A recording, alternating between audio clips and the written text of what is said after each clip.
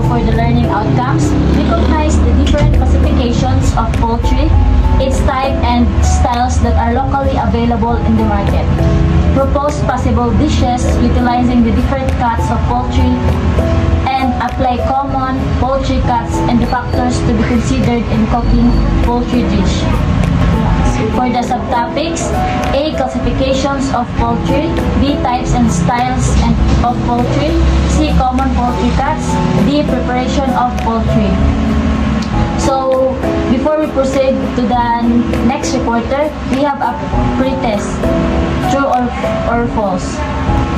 Okay, for the number 1, chicken is the most common poultry utilized in food presentation. Number 2, poultry is a term which refers to chicken only. For the number 3, turkeys are bred for their meat. Number 4, poultry cuts are varied according. Number 5, ducks is also an example of domesticated poultry. Number 8, slaughtering is the step in preparing poultry. Number 7, chicken is sold in the market either live or dressed. Number 8, chicken are the best source of protein. Number 9, poultry are considered as white meat. Number 10, poultry is the most common meat utilized in culinary world. Key terms: mise en place. This French phrase means everything is in place. It refers to the presentation process in cooking where you gather and organize all ingredients and tools before starting. Eviscerate. This means to remove the internal organs from a body cavity, usually an animal's. It is a common step in preparing meat for cooking. Crow. This refers to the pouch-like extension of the esophagus in birds, where food is stored and softened before digestion. Gut. This is a common term of the process of eviscerating an animal's, removing the intestines and other internal organs before cooking. So in short, these terms describe different aspects of preparing food, from preparation to removal or internal organs. So the first reporter will be Susay Nabuab. So we have here the classification of poultry. A category of farm birds like chickens and turkey is commonly used as a food. So here in the Philippines, we commonly use chicken. But in the other country, lahi din ilang ginagamit na chicken is, lahi ilang ginagamit, which is turkey ilang ginagamit. So we have here the chicken.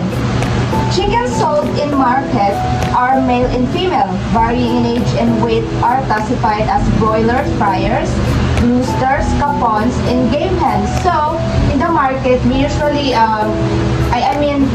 in the market, lahi din ilang ginagabaligya ng chicken. So that natay mga choices na pilian. And we have the broilers and fryers, roosters, game hens, and matured chickens. So first, we have the broilers. Broilers are the young chickens specially raised for meat and meat production. So their age is about 5 to 7 weeks old, but fryers are nasa kalahian between broilers and fryers because ilahang weeks is lahi. Ang fryers is 4 to 6 weeks old. And we also use this, we commonly use this for making fried chicken, grilled chicken, and chicken strips and chicken nuggets. So first, the rooster. Rooster are the mature chicken. So we have here, rooster is kanang like sasabong, like yeah. It's also, their age is about 8 to 12 weeks old. So we commonly use this if naatay mga chicken nga kanang, what we call this, bihag kumbaga, kung mapildi sa sabong, and makaluto na taog kanang tinibuok pamalok, and also roasted chicken. And also, sa mga holiday meals, especially that. So next is the game hens. Game hens is also known as Cornish game hens or young chicken. So, pare-pareha sila sa broilers and fryers, pero na sila kalahian pod. The game hens is pareha sila gap sa fryers. It has 4 to 6 weeks old. So, we use this for bake and gourmet recipes. Next is the matured chicken. So, if rooster are the matured chickens, but matured chickens is the adult chicken. So, it has a 12 to 18 months old, and it has a tougher meat, more flavorful, less tender, and lower moisture content. Next, we have the turkey. Turkey, a traditional poultry in the USA Thanksgiving celebration, is considered a fortune animal that brings luck to the homes that prepare roast turkey. So, like I said earlier, na ang turkey is, especially in Thanksgiving, mao jud ni ilahang ginagamit or ginabutang silang table para silang celebration. Like, kumbaga, in the Philippines, kung unsa atong ibutang sa table is lechon manggod. So, sa ilaha, kung Thanksgiving is turkey ilang gina-serve sa ilahang table. So, we have here the fryer rooster. A young 12-week-old turkey weighs approximately 7 pounds and is ready to cook. So, a fryer rooster turkey is a young tender turkey. It's about 12 to 20 weeks old. We commonly use this for deep frying, grilling, and oven roasting. And next, we have the hens. Hens is an adult female turkey, and also it's called the Meleagris galapavo, and female bird of domesticated or wild turkey species, typically over 16 weeks old. Matured female turkey often used for cooking because it's older, less tender meat, ideal for stew, soup, or slow cooking. Next, we have the toms. Toms are the adult male turkey. It's the same to hens. It's also called the Meleagris galapavo, and it has the larger size compared to female turkey. And it has the vibrant plumage with resident feathers. So, let's proceed to the next reporter. So, I am the next reporter. My topic for today is all about other domestic poultry. Other domestic poultry like ducks, geese, guinea fowl, and veggie are often served as luxury food in fine dining restaurants and hotel buffets as delicacies or special entries. So, the first one is ducks. Ducks are typically sold in the market when they are 7 to 8 weeks old. That at this age, they reach a weight of about 3 to 7 pounds, making them ideal for cooking. Ducks at this size are fully developed and ready to be prepared for various dishes. Next is the geese. Geese are typically sold in the market when they are around 11 weeks old. At this age, they weigh between 6 to 12 pounds, making them ready to cook and perfect for various recipes. Next is guinea fowl that are young, weight between 1 to 2.5 pounds, are typically consumed as food due to their tender meat. And the last one is pigeon. A squab or a young pigeon is typically sold in the market when it leaves the nest at around 30 days old. So good day, I am the next reporter. My topic is all about types and style of poultry. Poultry comes in various types and style, including fresh, frozen, cooked, sliced, canned, or dehydrated. And their cleanliness and processing, whether live, dressed, ready to cook, or convenience. So, ang types of poultry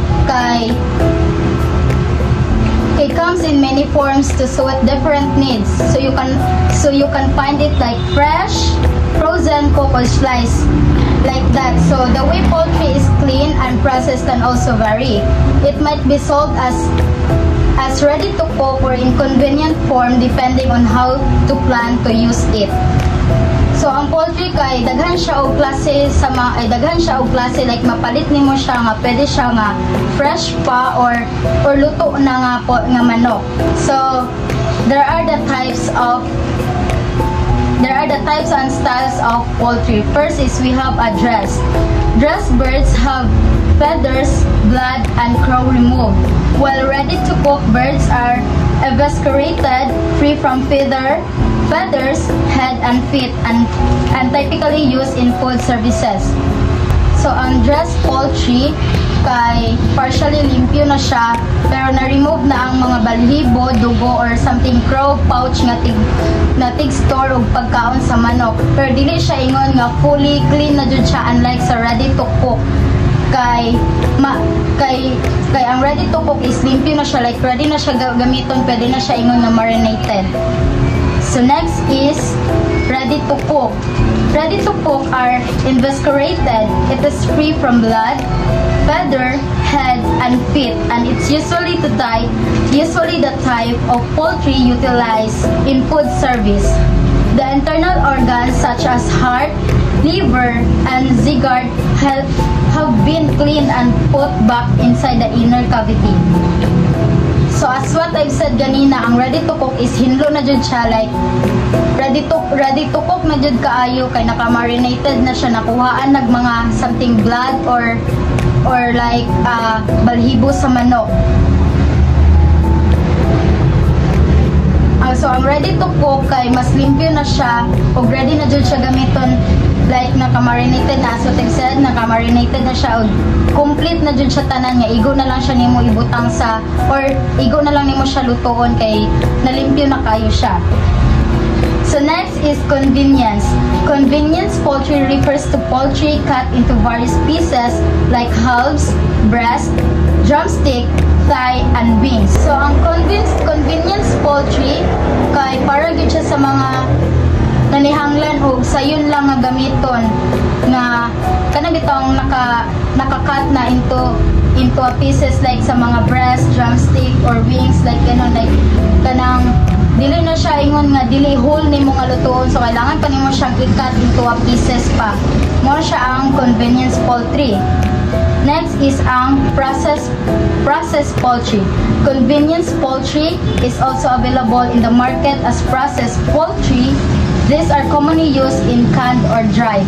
So ang processed poultry kay mas convenient kay siya kay naa na sa canned or dry forms. Perfect ni sa mga dali nga recipes or kung kinahanglan nimo nga mas taas pa nga chef life sa manok. So ang example ani is kanang frozen chicken nuggets. So mga breaded or pre-cook nga piraso sa manok ready na iprito or i-reheat. Like kanang nakuha na dyan siya tanan nga naa na siya sa can, pwede na nimo siyang i-edit, so dili na kaingon nga marinate pa or unsa pa. Ang mga siyang post-reared nga manok nga luto is compressive na sa lata, ready na siya nga gamiton para sa mga recipe sama sa chicken salad or like sa mga sandwich chicken, like ganun nato. And that's all. So our topic is common poultry cuts. Segmenting poultry involves cutting through a natural joints for maximum yield and precise processing. 8 cut chickens consist of drumsticks, thighs, and breasts split in half, bone in and canned processed further. So if maghiwat ang chicken, dapat sa joint yun para dali ra ang pag-separate sa mga parts. And also, ma-ensure na to nga ang sizes and portion are all the same. Nakadepende po sa cuts kung say texture, flavor, and cooking method.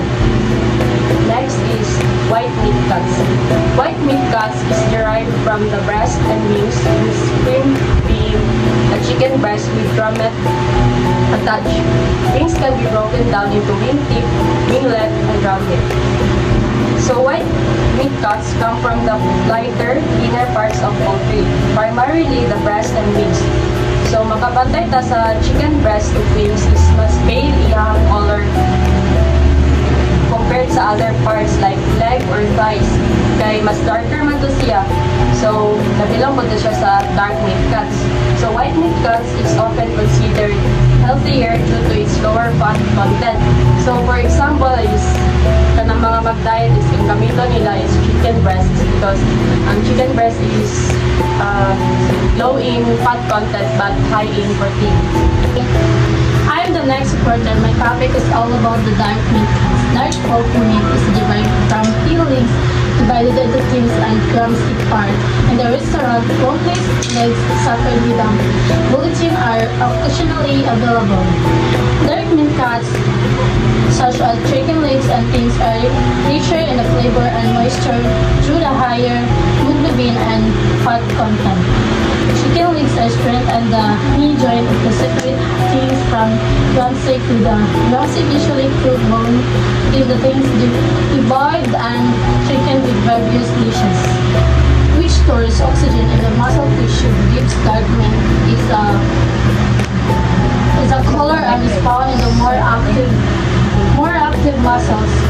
The increased fat contributes to traces and enhanced flavor. So I am the next reporter and my topic is about the preparation of poultry.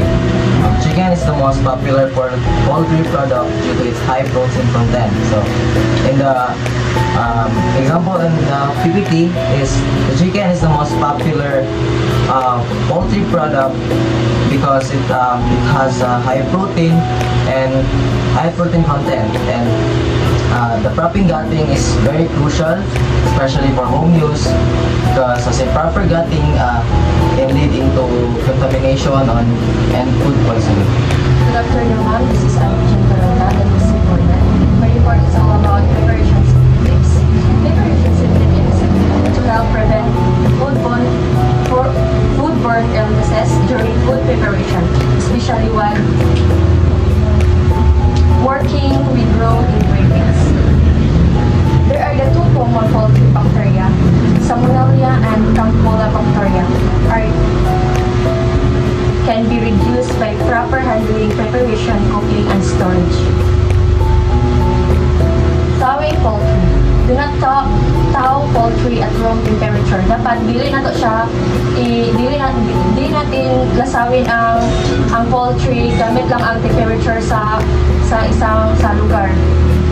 Then, if thawing in the microwave, cook the poultry immediately. Kung maglusaw tayo ng poultry, dapat through microwave, dapat lutuin natin kaagad. If thawing poultry in running water, keep it its original packaging and the water should be kept cold. Dapat if tayo ng sa gripo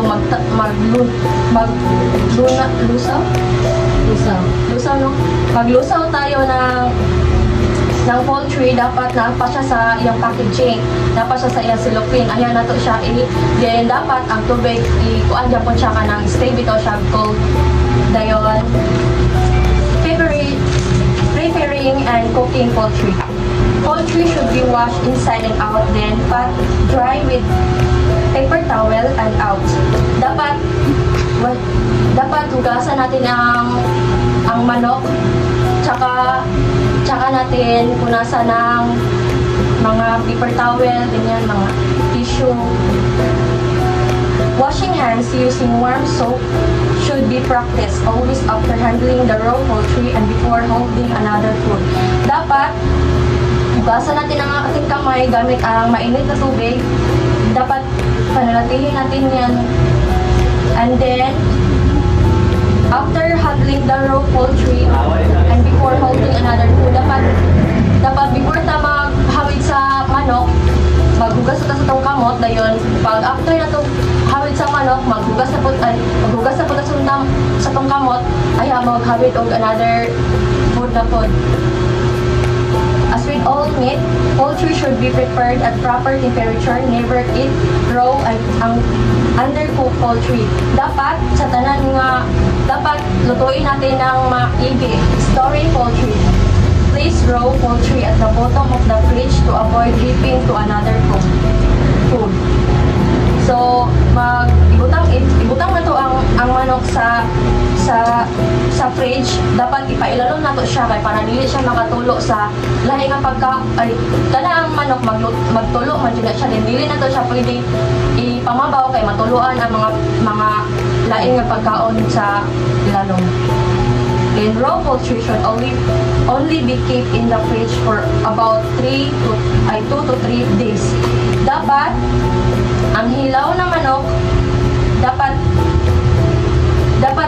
2 to 3 days ra jud siya dapat sa fridge, dili siya pwede magdugay. Cut up pieces can be kept in the freezer for about 6 months and whole birds up to 1 year. Dayon ang kuan daw kanang mga hiniwa nga pieces nga manok kay makakuan siya sa freezer og 6 months. Pwede siya i-kuan sa freezer og 6 months. Dayon ang kanang tibuok nga manok wala pa siya na slice, pwede na to siya taman og 1 year ang iyang limitation dito sa freezer. And that's it. Preparation of poultry for cooking. In preparing poultry for cooking, a step-by-step procedure is followed to minimize bacterial contamination and best result is achieved after cooking. So the first one is slaughtering and bleeding. The objective of bleeding are to kill the animals with minimal damage to the carcass and to remove quickly as much blood as possible, as blood is an ideal medium for the growth of bacteria. And next is the scalding. So scalding is a process that involves immersing poultry in hot water to loosen the feathers for removal. So scalding is done to lose the feathers prior to plucking, and this process is performed by immersing the birds in warm water or through the use of newly developed process that involve exposure to steam. So the other one is evisceration. Evisceration is the removal of the internal organs of an animal. It includes the removal of category 2 and 3 animals by product, including those intended for disposal or human consumption. And the last one is deboning or cutting. Deboning poultry is a process of separating the meat and the bones of a bird using a knife or other tool. The deboning process involves cutting meat away from the bone using traditional knife or wizard knife and trimming and cleaning with traditional blades, knife or scissor. So the third one is defeathering. Defeathering is a process of removing feathers from a poultry. A process of defeathering, a bird compromises simultaneously removing feather from the bird and spraying an antimicrobial agent containing solutions to contact a surface of the bird.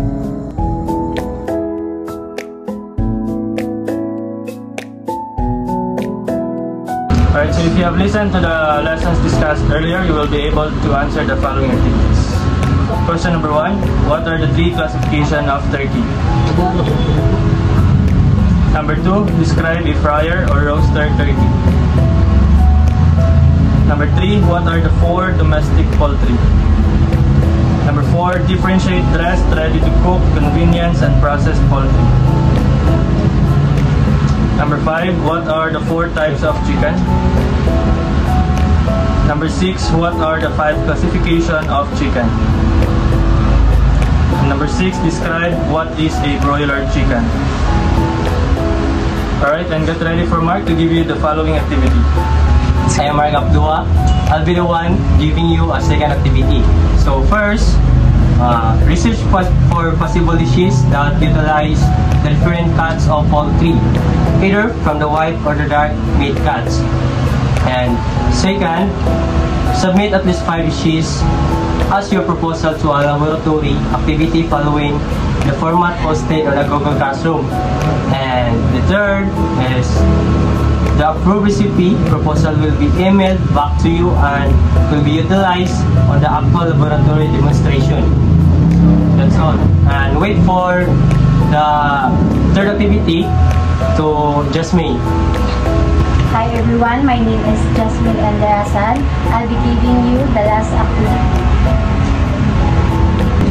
From the scheduled laboratory posted on the Google Classroom, the students will have to take turns in performing the actual demonstration on poultry products individually. And the second, the approved recipe proposal will be utilized for this laboratory. And the third, strict implementation of the new normal protocols will be implanted. And the fourth, refer to the announcement on the Google Class on what to bring during the laboratory.